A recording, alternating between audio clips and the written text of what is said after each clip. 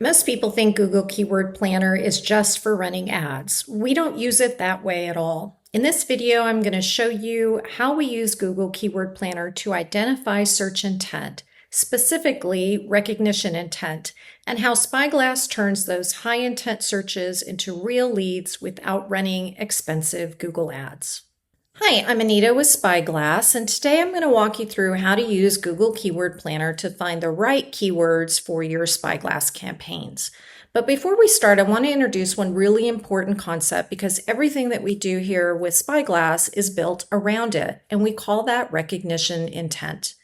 Recognition intent is the moment somebody realizes they have a problem or a need and they jump online to search for a solution or a provider.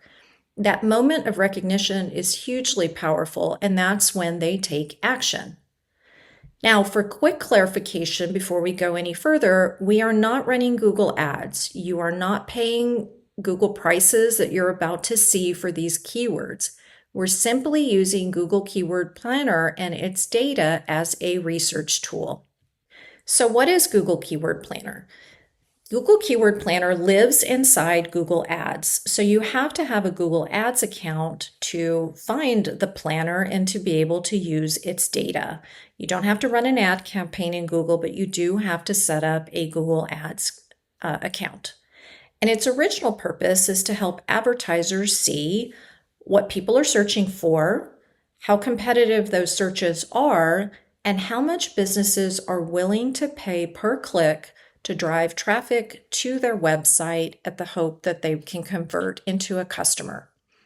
Google Ads works like an auction environment. Companies bid against each other to show up when somebody searches.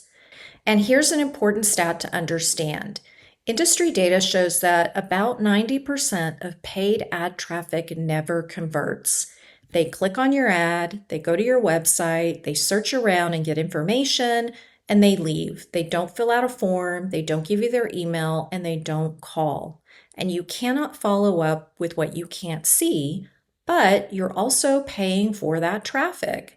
And so most of those clicks never convert and turn into customers. And that's exactly why Spyglass exists. You're now going to be able to follow up with the people that don't convert because you're going to be able to see their data. So why do we use Keyword Planner for Spyglass? We're not using it to buy ads. We're using it to understand recognition intent. We're asking a few questions. One, are people searching this when they realize that they have a problem? Are businesses spending money to show up for it in the form of an ad? And does this search signal that somebody is actively looking for help? That's it. Those are the data points that we're looking to use the Keyword Planner for. Now let's talk about Spyglass keywords because this part does matter. Spyglass has a few intentional limits. Keywords are capped at 3 words, and so small filler words like is or at are automatically removed as you type in your keyword.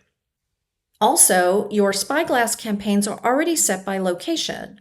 When you set up a Discover campaign, you're going to choose, do you want a national campaign? Do you want a statewide or a citywide campaign? Or do you want to search by zip codes? So you already have a geographic location set up in your campaign, so there's no need to add city names or location names to your keyword.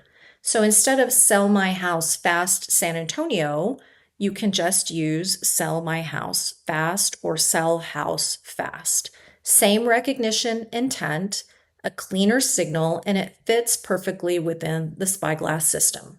So one important note when it comes to creating your campaigns in Spyglass, you want to make sure that the keywords that you type in cannot be interpreted as too broad. And let's look at an example to show you what I'm talking about. If you're typing in behind on payments, that can mean any number of things. You're behind on your credit card payments, you're behind on your car payments, you're behind on your mortgage payments. It could be research for something else. It's a very broad term that is ultimately going to lead to a lot of people showing up on your Spyglass lead report, but they may not be specific to behind on mortgage payments if you are a real estate investor and that's what you're looking for. So you want to type in things like behind house payments, behind mortgage payments. Those signal clear intent. They signal clear connection to what you are offering, which is relief for a homeowner if you are a real estate investor. So when you're inside Keyword Planner, you're going to see a lot of data, and honestly, you can ignore most of it. There are literally just a couple of things that we care about. First, the top of page bid. This shows how much advertisers are willing to pay for a single click. Higher bids usually mean higher value searches and stronger recognition intent. And just to be clear, you're not paying these costs on Spyglass. So when you go in and search a term like sell my house fast, depending on your location, you could see $100, $200, $300 or more for a top of page bid. That is not what you're paying on Spyglass. You're just using it as a proxy to confirm real demand that is backed up by dollars that advertisers are willing to put behind those keywords because they know they work.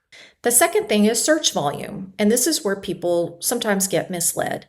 Big volume is great, but it doesn't always mean better. And we also should be looking at lower volume keywords, and here's why.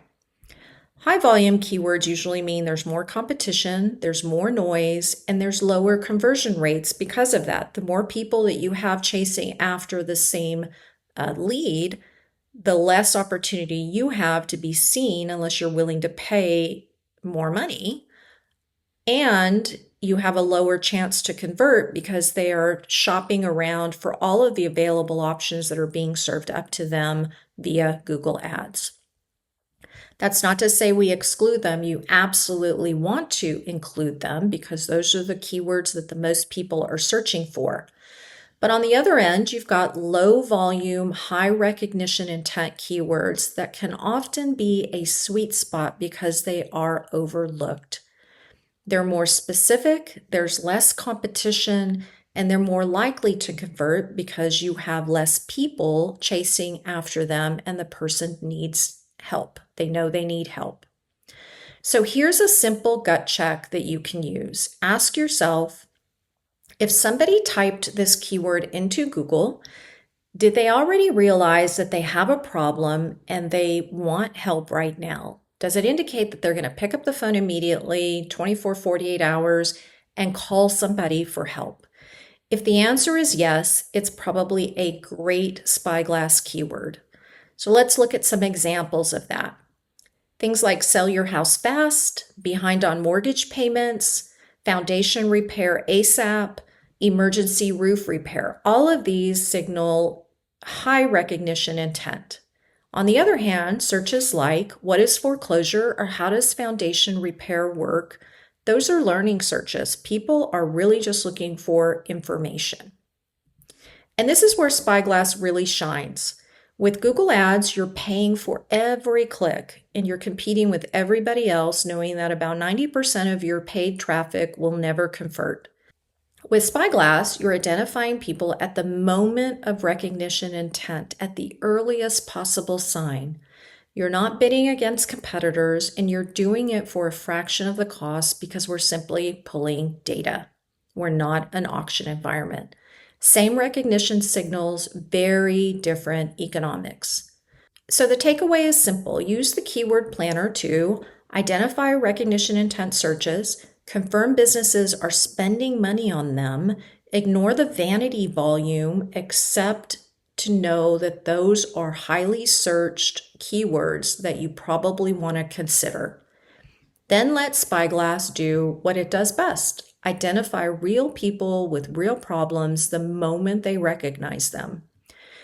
If you've signed up for Spyglass, chances are we've done a lot of this work for you, particularly if you're in real estate, roofing, or some other industries. And we'll continue to add more to our file folders as we gain momentum with different industries. So simply shoot us an email if you don't see it there, and we'll give you some guidance if we have any available for you. That's it. It'll take a bit of time to understand where to find the data and analyze it, but it will help you as you think of other ways that people will search terms that you may not have thought of and can ultimately result in clients and customers. You now have the knowledge to jump into the keyword planner to determine if it's worth using.